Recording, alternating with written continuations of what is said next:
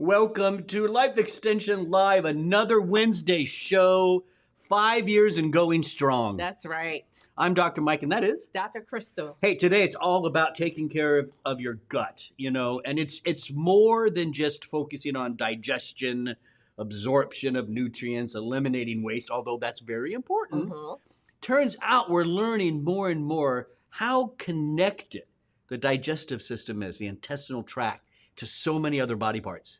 It's so many body systems. Systems, yeah. It really is an amazing interconnection. Yeah, systems and diseases. So we got, listen, at the end of the day, we got to make sure our guts are healthy. So on today's show, we're going to talk about how to reduce the risk of serious diseases by taking care of your gut, foods you should avoid, and how to properly store ones that you should be eating, and how to restore your gut health with pre and probiotics.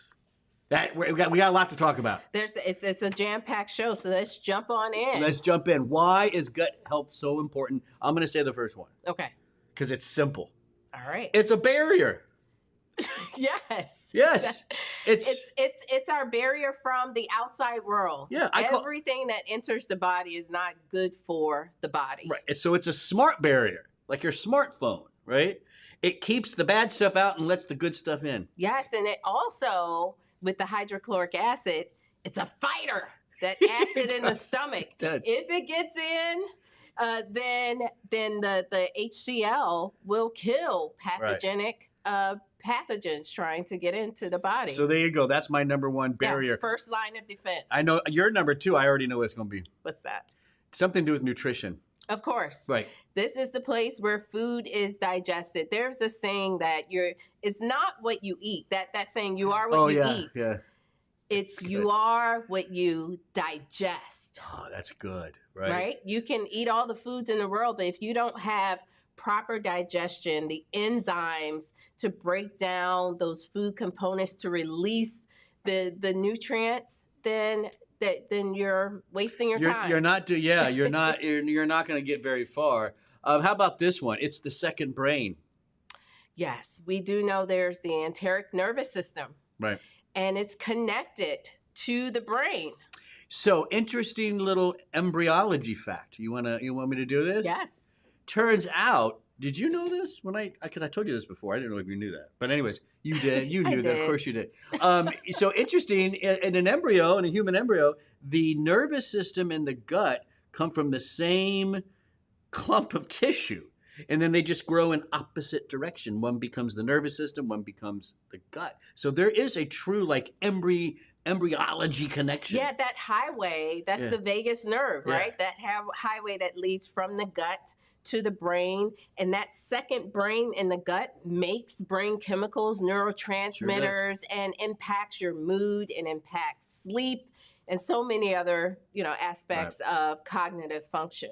And we have to throw in there, your gut's important because it's a way to eliminate waste. Yeah, there's stuff you don't want to keep. You want to move it on out, Dr. Crystal. And not just waste that we ingest, waste from inside of the body is also eliminated through the gut. There's stuff that develops through metabolism and physiology that you want to get rid of all that. So you're right. It's really just getting rid of all waste. That's right. And that's pretty important. Now, I think the big focus, though, and this has been the big research focus for many years now, is the microbes. Right? Or the microbiome. The microbiome. Yeah, but I called it the second half of you, right? Or the secret. The secret second half. The secret of who you are. The hidden half of yourself. We'll get it. The hidden half of yourself. A fun little fact. I have it written down here. Human cells make up only 43% of the body's total cell count. We're covered in microbes all over and the inside as well.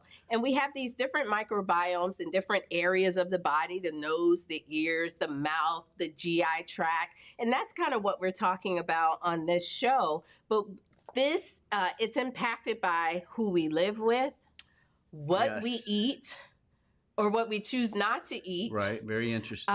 And our environment, all of this impacts the microbes, our co-family. Our co-family. And it's, you were, before the show, Dr. Crystal was telling me about, I guess, some research showing that when kids go off to college and they get in those small dorm rooms, they start sharing the microbiome, right? Because they're eating the same foods, they're living in kind of close quarters, right? And sharing up. And then when one of them, you said, takes antibiotics, it affects everyone's microbiome. Everyone's microbiome. It's just an amazing. Cool. And these are, when we say microbiome, these are bacteria, viruses, fungi. They are all these are microbes that over half of us, we're over 50% of these microbiomes, microbes. Right? Yeah, which is fantastic to think about. It really is. And they control so many things. Dude, there's this saying. Well, research now shows that if you're craving food, like let's say, I want a burger, or I want something sweet, is it the human cells, or is or are your microbes craving something sweet? Well, listen, if it's the microbes, my microbes really like cheese. Maybe so. Because I can eat cheese just about in any form. Yes, and so you can alter those microbes, and we'll talk about how to create that balance. So again, they're involved with metabolism, behavior, immune defense. And here's the other thing I just want to mention. If you take care of your digestive system, you can actually reduce the risk of a lot of diseases that we don't want, like Alzheimer's and cardiovascular disease. So, I would say all diseases are impacted by your microbiome and ultimately the health of your gut, which is why we're having this show. And there's a fascinating area of research now, bugs as drugs. Yeah, that true. We're now seeing that you can treat diseases by introducing microbes that can help you manage that disease better. Yeah, so often when somebody has a chronic disease, you lose diversity in your microbiome, and they're starting to show, I think we were talking about this earlier, like Parkinson's. Parkinson's patients tend to have a very specific type of microbiome that's not very diverse versus somebody that's healthy, right? Right. And what we now know is with the introduction of antibiotics, while it was a great discovery and still is saving lives, we're now seeing more prevalence of autoimmune diseases and many other chronic diseases, likely linked to the fact that when we are introducing antibiotics into the body, we're killing good and bad. Right. And that really causes a lot of issues and imbalance, the dysbiosis, right? Yes. And so when you have dysbiosis, that imbalance, you're at risk for a lot of the diseases. There was even in Nature, the magazine Nature, there was an article about dysbiosis connected to addiction. Yes, that in the gut, in these individuals, the gut was sending signals to the brain that promoted addiction behavior. That's amazing. And that's that dysbiosis that's developed through our lifestyle choices. I just find that, when you really think about this is like, we've learned so much in the last, say, decade about the microbiome, and we've just gotten started. Still very young. Yeah. Yes. We just got to. So listen, we got to take care of our gut. Now, people often ask, online. We try to be trendy, right? We follow you young kids on Google. Is that where the young kids go? I don't even know. No, they're not. And it just gave me a thumbs down. They're on Twitter. They're on Twitter, whatever. Yeah. So, but we look at that. And one of the top questions that people will ask online is, well, how do I know if my gut is unhealthy? So that's a somewhat of a loaded question. And most people kind of think about the obvious symptoms: constipation, diarrhea, acid reflux, burping, bloating. Right. And yes, those are the obvious signs. But I would dare to say, any health concern that you're dealing with, you want to think about the role of the gut. Yeah. So if you have diabetes, think about the gut. If you are struggling with weight management, think about your gut. Yeah. You could even throw in autoimmunity in there. If you have skin conditions, a lot of that can also be reflected in the gut as well. But one of the things I don't want people to do, don't wait until you have a symptom. Just let's take care of our gut right now. Yes. Regardless of how it's going for you. So, and there's a lot of things you can do, and we're going to get into what we think is probably the best coming up. So let's just get into it. How can I improve my gut? Yeah, so we're going to talk about 3 things that you want to do and 3 things that you probably should avoid doing. Right. So let's talk about what one thing you should do: proper hygiene.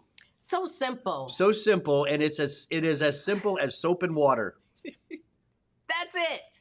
Wash your hands. Wash your hands, especially after you use the bathroom. A lot of gut issues are caused by H. pylori, a bacteria that colonizes the digestive tract. Specifically, a lot of people find that it's building up in the stomach. It's there, but the overgrowth of that H. pylori, and it's related to many gastrointestinal issues and concerns. For sure. Yeah, so more of the obvious ones. Simple thing. Wash your hands, right? Go so far. A little bit on food safety, right? This is important too. First thing we wanted to make sure is you got to check your labels, right? You got to know what you're eating, know what you're consuming. Be a smart consumer. We got to stop looking at the front of products. That's just all marketing stuff. Yeah. You got to look at the back. You got to look at the numbers. Everything from calories, sugar, those added sugars we've talked about before. Yeah. Fats that you don't want, those trans fats. Make sure you're reading those labels and just make that a habit. Yes. And then when we talk about food safety broadly, we're saying make sure that you are cooking your foods to proper temperature. Oh. Yep. Making sure that you wash your vegetables, your fruit. I bet you have you probably have a kit. I have a process. I don't have a kit, but I do have an elaborate process. And I finally have the whole family on board with my fruit washing process, which includes removing your berries from the container, washing that container before you put them back. Because we store them in that container. Those types of things, that can cut down on food poisoning. And because a lot of people who are dealing with, let's say, SIBO, that's happening after a bad bout of food poisoning. You find a lot of people who are dealing with IBS and those issues. Should we tell them what SIBO is? Oh, yes. Small intestinal bacterial overgrowth. Right. It's we're recognizing that more and more. Right. And it comes from maybe bouts of food poisoning, as you said. Bouts of food poisoning or even IBS symptoms. Some of that just because maybe we ate food that was sitting out for too long, over what is it, an hour and a half, 2 hours at room temperature? Yeah, that's it. Yep. Then that food needs to be thrown away. We go to parties. That food has been out for hours. I watch party trays, and when people are sticking their hands in the tray, I'm not touching that tray. If people are talking over the food. That's why you got to get there early and get the food fast. You get in there first. You touch all the trays. Oh, no. But you mentioned food poisoning. I want to clear up something there, though. Because I think when we say food poisoning, most people are thinking like the real bad food poisoning, both ends, not good stuff. That may not be the case. You could have a mild case of food poisoning. Maybe in the middle of the night you wake up and you're a little grumbly, mumbly. Little gastritis. Yeah, you're like, something's so it going doesn't on. have to be that huge thing. And so, storing food right, knowing when to throw it away, cooking to the right temperature, all of that is important. Reading labels, staying with as much clean food as you can. Yeah, very simple things, practical things that you can do. And I think I think that was it, right?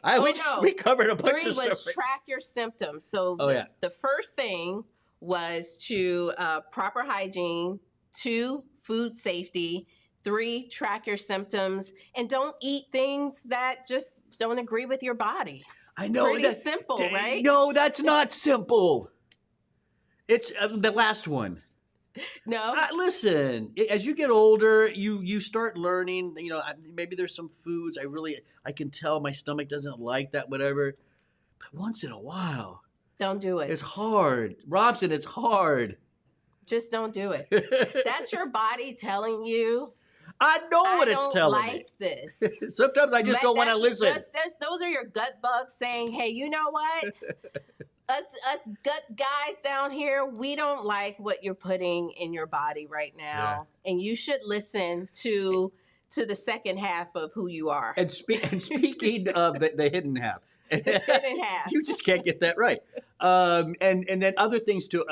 Speaking of what not to take and stuff or overdo, antibiotics. Obviously, if you need them, you got to take them. But we have overused them across the board.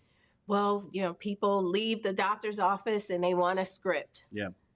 And a vast majority of the time, especially during like cold and flu season, it's a virus. Right. It's not even a bacteria causing the problem. Yeah, I think the second thing is overindulging in alcohol. Right. I think we underestimate the negative impact of alcohol on gut health. Completely. Most of the focus is liver. Yeah. Everyone knows that alcohol is bad for your liver, and we do know that.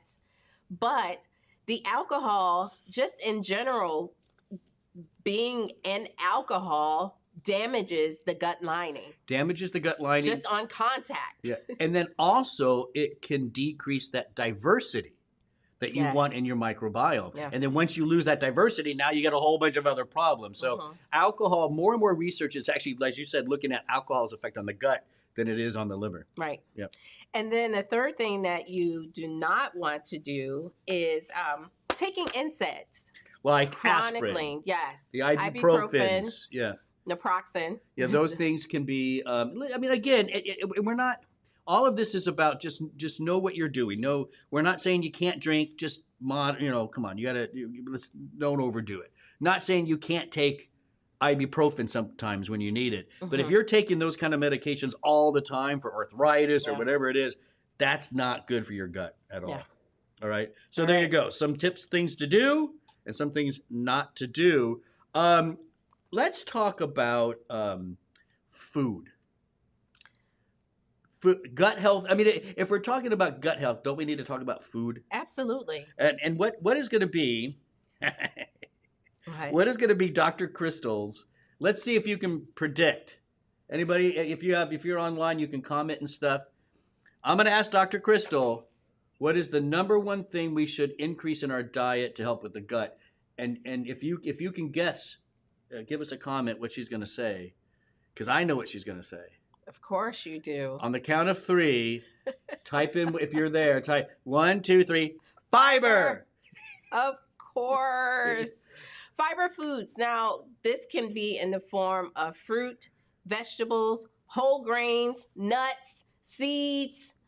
You just have to get that fiber in there. Your gut bugs love it. They love the fiber. It acts as food to nourish those good bugs. And they help to support, or fiber helps to support diversity. Right. And then we talked about fermented foods as well, right? Matter of fact, on one show recently, we fermented garlic. Remember that? We did. That was last week, right? Was that last week? Yes. That feels like that was like a year ago. No, that was Robson, check her dates. Fermented foods, that's going to be your so many things. Pickles, yogurt, kefir. Wait, I'm getting hungry now. Is that my microbes? Did you know that chocolate was a fermented food? Are my microbes starting to, you mentioned some. Yeah. My microbes are kicking in, Robson. Sauerkraut. I'm just going to, kimchi. Oh, I love kimchi. It's all the fermented foods. You should try fermenting some yourself. It's so easy to do. We love those fermented foods. They do, some of them can deliver probiotics. And that's what a great lead in, right? So we want to, again, when it comes to gut health, there's a lot you should be doing, basic things. When it comes to specific nutrients, though, that you might want to take, and there's digestive enzymes, There's certain nutrients that are good for like the lining of the gut. I mean, glutamine. I mean, there's a healing. bunch there. Mm-hmm. But I think for everyone, the foundation and where to start is probiotics. Probiotics. These are living microorganisms that, and I'm giving you the official definition because there's some back and forth on the definition by some societies. Living microorganisms that promote health when ingested in sufficient amounts. Right. And you know, it's such a simple concept to think. If these are important, you know, we know vitamins are important. We know minerals are important. We know omega-3 oils are important. We talk about that a lot. Mm-hmm. And so what do? We eat those things and we supplement with those things. Probiotics, same thing. Get more fermented food. Get yourself a nice probiotic, you know. Right. And with your fermented foods, let's say if it is a yogurt, make sure you look for the word probiotics. Yeah, because some of them aren't there's no guarantee that the microorganisms, the bacteria is alive in all fermented foods, or that they have research that they've been shown to be beneficial for the body. So you kind of want to look for that. Now, you might also hear, and the fiber was kind of maybe part of this conversation. When it comes to probiotics, you're hearing more about than the prebiotics. Yes, right? And that's the fiber. Right. And so your probiotics, you're delivering the live organisms, right? Prebiotics, you're delivering the food for those organisms to thrive. They're alive. They got to eat. And when they eat, they metabolize that food, and there are different byproducts from that metabolism. That's not on here, but those are called postbiotics. Yeah, that's a whole other thing. That's a whole other show. So there's now pre, pro, and post. Yeah, that's all. Postbiotics, but you know, that's the point, is to make sure those bugs have food to eat so that they can make short chain fatty acids, so that they can alter the pH to make a healthier pH environment in the gut. Fructooligosaccharides is the big prebiotic, and you find it in asparagus, bananas, garlic. Ooh, we love our garlic. Artichokes, onions, even oats and wheats can contain that important prebiotic. That seems to be the one prebiotic a lot of research is focusing on, right? Yes, we call it FOS. Right. FOS. Well, tell them. You just said it, the fructooligosaccharides. There you go. So listen, a lot of stuff that we covered in today's show. I think the key thing that we're trying to impress upon everyone, including ourselves, is now is the time. No matter what age you are, what you're doing in life, where you're at, what you're going through, now, today, is the day to start focusing on gut health. That's pretty good. Yes, it's not too late. It's never too late. So think about some of those tips. Think about some of the foods. Think about some of the probiotics. Just so important. At the end of the day, you're going to feel better. Yes. Right? And you could actually reduce the risk of some serious diseases. Yep. And if you're currently struggling with GI issues, keep a food diary. Track how you feel when you eat certain foods. Now, if you would like to learn more about what we've been talking about and a whole bunch of other different articles, you can go to lifeextension.com/wellness. A ton of stuff there on gut health, recipes, just full of good stuff. That's lifeextension.com/wellness. Now, don't forget, too, our sponsor, Life Extension, I'm going to get it right this time. Okay. Because you guys are so awesome, if you go to lifeextension.com, go to lifeextension.com/wellness when you're done reading. Go buy a couple. Go check out the probiotics. Go look at some stuff in gut health. You can buy a couple of products. When you're at checkout, you put the discount code LELIVE, and you'll get 10% off, $50 or more, and free shipping and handling. That's 10% off, $50. That's lifeextension.com. Go check that out. And don't forget, we go live every Wednesday at 12 noon Eastern time. We've been doing it for now over 5 years. Over 5 years, that's right. I don't even know how many shows that is, but that's live every Wednesday at 12 Eastern. Don't forget to hit interested, ring bells, do whatever you have to do to remind yourself that we're about to go live. I'm Dr. Mike. That's Dr. Crystal. We'll see you next time.